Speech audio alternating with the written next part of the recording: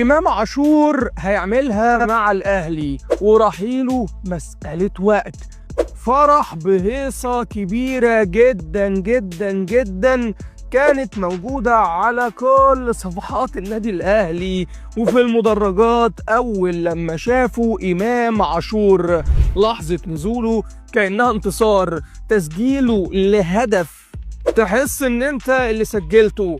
لكن امام شكله كده على طريقة وسام ابو علي هيمشي من النادي الاهلي. ده غير كده ان وسام ابو علي هو اللي عايز يمشيه بنفسه. طيب ازاي؟ يلا بينا نعرف. تخيل بقى معايا السيناريو ده يا عزيزي الاهلاوي. وسام ابو علي كان بيتفرج على ماتش الاهلي بعد انضمامه لنادي كولومبوس كرو الامريكي. وسام اليومين دول قاعد فاضي، لا شغل ولا مشغله بسبب اصابته.